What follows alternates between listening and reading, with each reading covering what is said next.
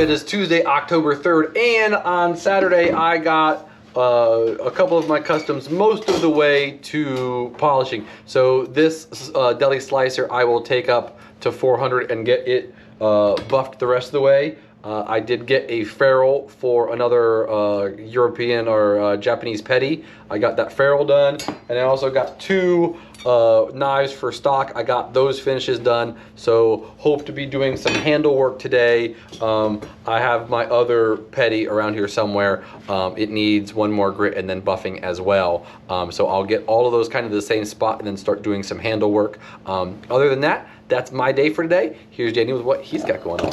What is up, everybody? Hope everybody had a great weekend. Just to get you caught up with what's going on in my world, I have got the finish on the other Chinese cleaver all done. As you can see, he asked for a acid drip finish. We do that by basically putting wax on the blade, dripping it, and then acid etching that. Really cool finish that we like to do pretty often. Then I've got our handle pretty fitted. Very lucky with how this is coming along at the moment. I don't want to speak too soon, but our ivory and our koa is working really well. And then I've got to work it on Alfred Thacker's Bowie. I've got the guard a little changed up now, so we've cut that back off. I've textured up the front a little bit. I really enjoy doing that. It gives it kind of a rustic look, and just so that Alfred can identify his knife, I put little initials there for him. And if you're watching, bud, I appreciate you letting me have free reign on it. It's a really cool project. Should be sandblasting this today, getting it ready for Cerakote, and then we're gonna go ahead and get the handle applied on sometime this week, hopefully. That's gonna be the majority of my day, as well as whatever else comes in. We are filming a little bit late, just to kind of give you guys an idea of what's been going on. We have been sharpening pretty soon and early on Tuesdays, just because of the industry. So we've gotten a lot of that taken care of. But we are now filming to try and get this up. We appreciate all the love last week on our videos and everything. We're gonna try and continue that this week.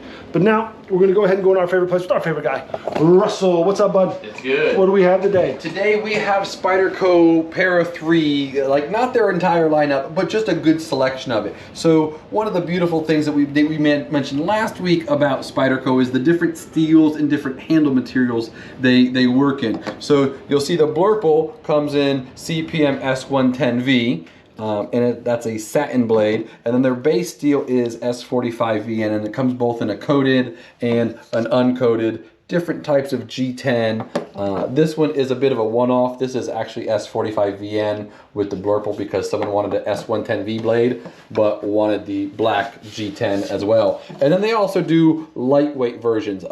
They have CPM Spy 27 and CTS BD1N, both in lightweight versions, and they changed the pocket clip to make it even more lightweight, and it is actually a deep carry wire style pocket clip. So the line is really versatile, and like I said, this isn't all of them. This isn't even a drop in the bucket, really. They have this knife in many different combinations. I think when we come to talking about Spyderco, we can pretty much assimilate this knife, and you can disagree with me or not, as the bug out for Spyderco. It's the small, very versatile knife. I believe where Spyderco has a little bit edge on Benchmade is that they use a lot more different steels and change up the handle. They come up with a lot more cooler combinations. Sprint runs, etc. I like Spyderco's compression lock. It's one of the more unique locks out there, even though it's a very simplified lock, just done a different way. But that's where that knife kind of fits in the realm. It's one of those knives, if you're jumping into Spyderco, you're not going wrong with that purchase. And it's one of those everyday carries, no matter where you put it, how you use it. It's a very sturdy and stable knife, even though it is very small, similar to a bug out. But yeah, guys, so if you have any questions on those, give us a comment, give us a like, whatever it is you'd like. Interact with us however you feel. We appreciate you watching today. We'll get this wrapped up so that way we can get it out to you. Take care, everyone. Peace. Good morning. It is Wednesday, October 4th, and I will be buffing the custom deli slicer here in just a moment. I got it ground up to 400, so it's looking nice and shiny. The other custom, the one that looks a lot like this, but it's a custom, is in the acid bath right now. I got the finish done on it yesterday, got it all buffed up, did the wax everything yesterday to let it just settle out overnight, and so it's in the acid for now. Hour, 2 hours. I have an hour timer set so I can check on it. This one, which is for the set. I'm working on a couple little spots here. We haven't had any void issues in CPM 154 in many years, and right now it seems like, I don't know if they're having a little issue with it again, but I've got a spot in two separate knives where like they weren't there before. I don't even know if you can see that, but there's these little horizontal, basically voids in them that I'm trying to grind out right now at 400, because I don't want to go too far back down and then have to go back up. So I'm just trying to do it at 400, see if I can get them out, and I'll go from there. So I'll be working on these three and then the other Japanese petty knife. That's basically my day. Here's Daniel with what he's got going on. Hey y'all, just to get you caught up with what's going on in my world, made a little boo-boo. Was really excited about this guard, got it JB welded on if you can't tell, and then failed to realize yesterday that I need to Cerakote the blade. So I'm gonna have to knock it off and then do some research, see how well Cerakote JB weld to steel will work, and then go from there. Shouldn't be too hard to knock this off. I just got to do some research on whether or not Cerakote and JB weld will stick together. If not, I do have a better feeling about how the handle comes on and can kind of compress the brass up against the shoulders of the knife where it doesn't go above the blade. But that will be something real quick and taken care of. And then I will go ahead and glue up my Chinese cleaver. As you see, it is nice and fitted, shaped up roughly. I've got the fronts nice and polished, so basically get this glued up and monitor it as it's gluing, so that way no gaps come and I have nothing I have to worry about scraping off whatever excess that I need to. But that'll be the majority of my day, as well as whatever else comes in. Go ahead and go into the showroom with our guy, Russell. What's up, bud? It's good. What do we have today? Today we have Spyderco, the Para 2s. So like we did yesterday, just talking about the difference in variation that we have in stock. So anytime you see the blurple, typically it's the CPM 154. It's this purple G10. Again, these knives have full 4-way pocket clips and compression locks, which means you can do your little Spidey flick and then close it back up all one-handed. We have just like the Paramilitary 3, an S110V on the black, just because sometimes you want the steel but you don't want the color handle, so we swap them over occasionally. CPM S45VN is Spyderco's base steel in these lines now, and so we have the camo pattern and the black G10. Both of those are with black coated blades. I believe we have some satin blades on order. And then this is I don't think this is a Sprint one, but it's one of the one-offs. This is a CPM crew wear with this lovely brown micarta. Really like the feel of how Spyderco does their micarta. They have a lot more in this line. This is just what we have in stock, so it kind of gives you an idea of how many different combinations they make in these knives. Right on. And I know you guys are wondering, it was just a little mishap. Russell likes to run through things. It is not CPM 154. That is CPM S110V. No biggie. I do that with Russell. Russell does it with me. One thing I will say about this line in Spyderco is I really like the 4-way pocket clip. So really helps out for anybody who wants to move their knife around. One of the issues I'll have with Spyderco and their sprint runs, and I have issues with each brand. We've talked about this in numerous other things. Benchmade has their issues. Kershaw, ZT, everybody. And as we talk about knives, you'll hear about it. But one thing that bugs me with Spyderco is they take these sprint runs and they put nice high carbon steels with no coatings. So you guys, if you have any questions on some of these knives, especially the sprint runs, feel free to ask, because the steels tend to be the thing to get you to buy the knife, as well as like the cool handle. But beware what you're buying, because you might have some sort of maintenance on that steel. If it is a high carbon, it can rust, it can corrode. If you leave it wet, acids, oils on it can stain the knife, patina the knife. And that's usually not a problem for the people who know what they're talking about, or know what they're buying. But for the most part, a lot of people think that they're just getting a great steel, which it is, but you still have to do some sort of maintenance to it. So if you guys have any questions with that, definitely reach out to us. It's one of the issues I have with Spyderco. I wish they coat the blade, because then it helps out, which is what Benchmade does, but they coat everything. And so with that, just want to bring that out to you guys. If you have any questions, always feel free to reach out to us. Thanks for tuning in. We'll wrap it up again. See you on the next one. Peace. Good morning. It is Thursday, October 5th, and yesterday I got the finishes done on the rest of these knives. So we have the deli slicer, that's a custom. Handle is prepped, ready to start drilling this one. The second custom, the Japanese style petty, handle is prepped, ready to start drilling. And then everything else is just kind of placed out here. This ferrule's already done, which is cool, but still need to do all the drilling, do the last bit of flattening, that kind of thing. So I will be working on doing that. Basically, first thing, see how many of these I can get up for gluing this evening. Obviously, I will be focusing on the two customs first, get those done and ready to glue, and then I'll work on everything else. Because once those are done, obviously those are the ones with deadlines. So I will be working on this today. We'll see what else happens. Here's Danny with what he's got going on. What's up, everyone? Just to get you caught up with what's going on in my world, I have got the Chinese cleaver all taken care of. Last thing is sharpening, so you guys get to see it right before it goes out. Really happy with this, guys. Fun one, really fun one. I enjoyed it a lot. Gonna basically buff it, get it out to edge, and then call the customer and let them know that it is ready. And then on to the Bowies. This one will be getting sent out today. We tried sandblasting it yesterday. It just didn't go too well since our sandblaster just not working too hot.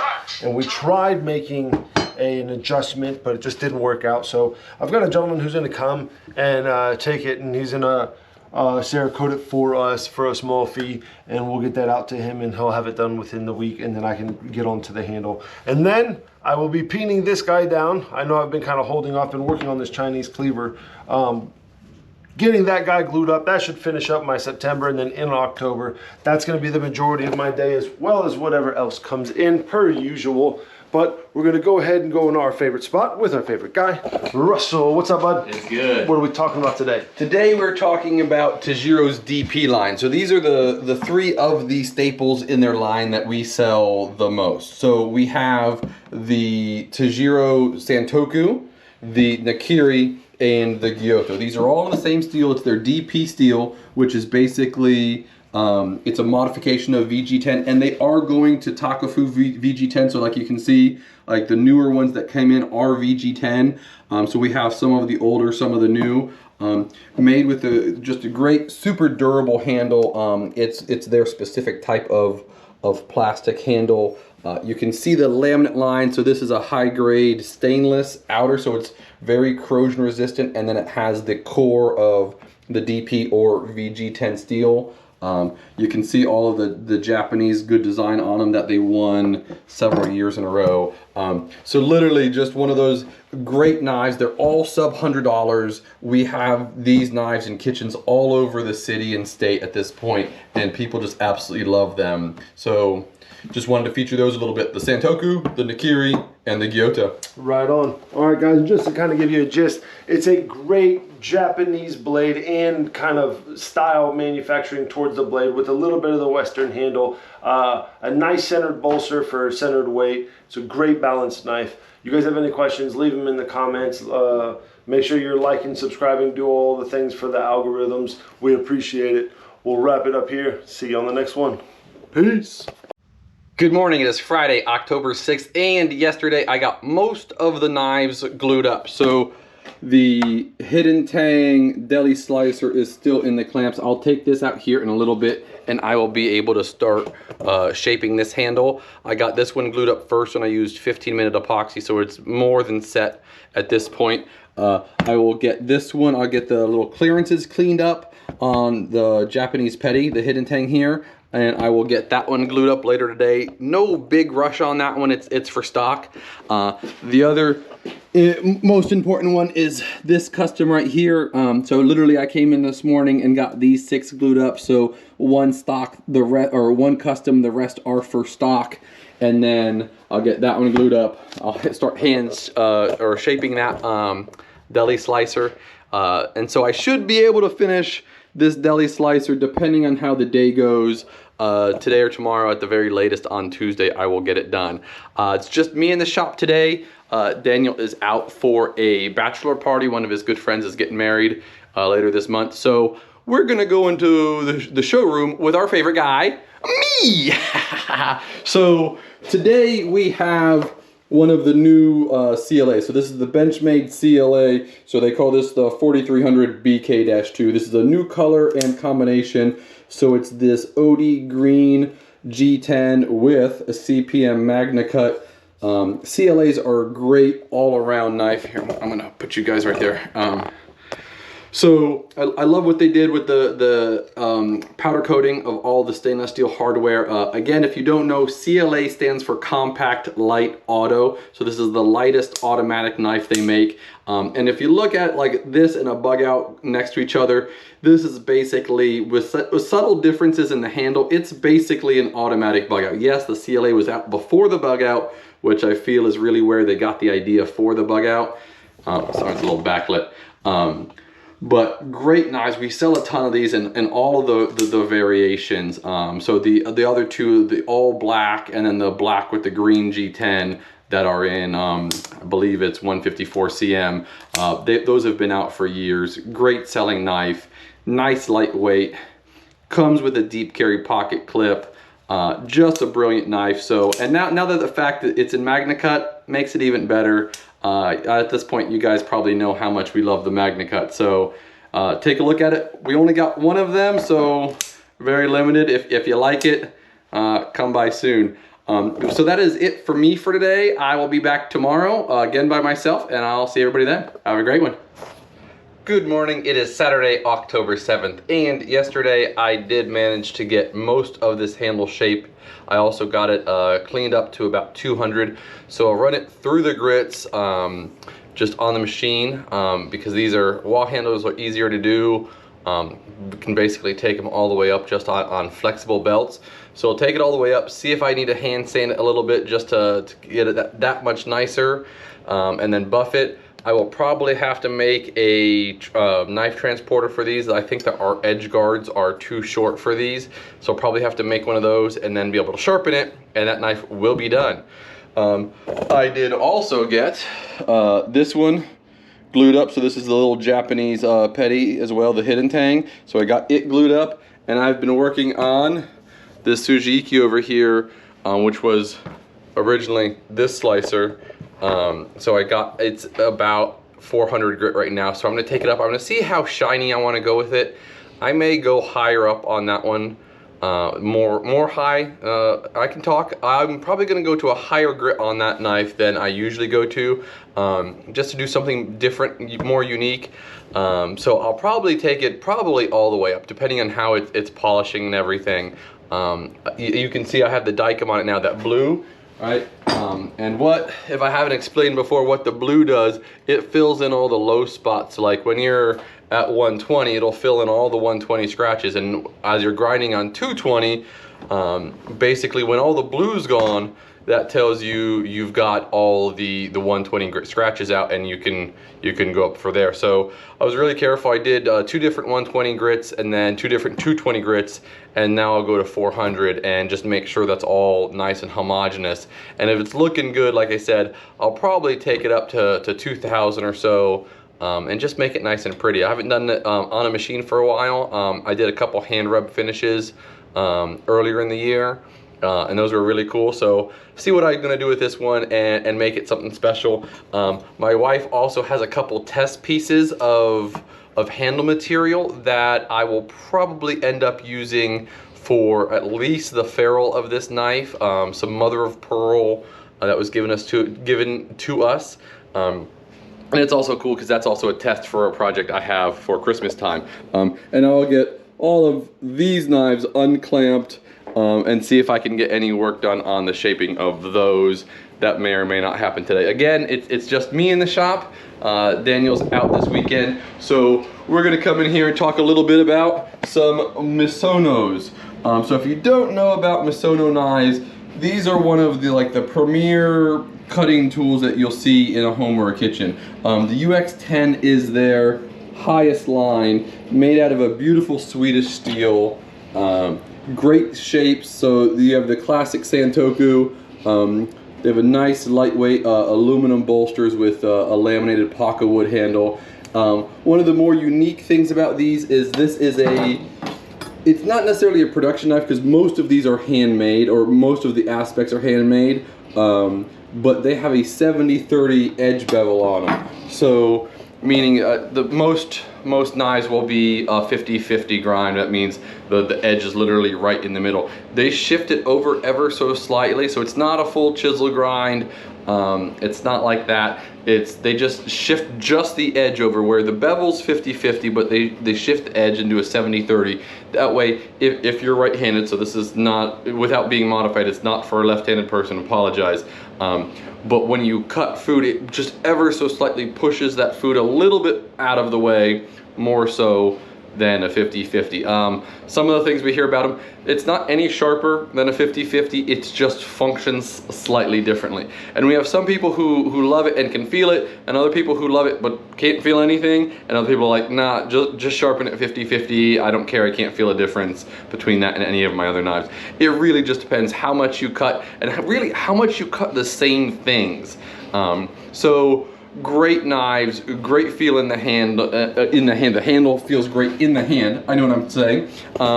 And so yeah, if you're interested in the Misonos, right now it's just the Santoku and the Gyuto that we have here in stock. But we are looking at getting more the next time we do an order with these guys. So if you're interested, take a look. That is it for us for the weekend, or us, Daniel earlier and me now. So thanks for tuning in. Again, let us know what you think about doing the daily grind as well as the weekly. If you guys like it, we'll keep doing it. Otherwise, we will see you next week. Have a great weekend, and we'll catch you then.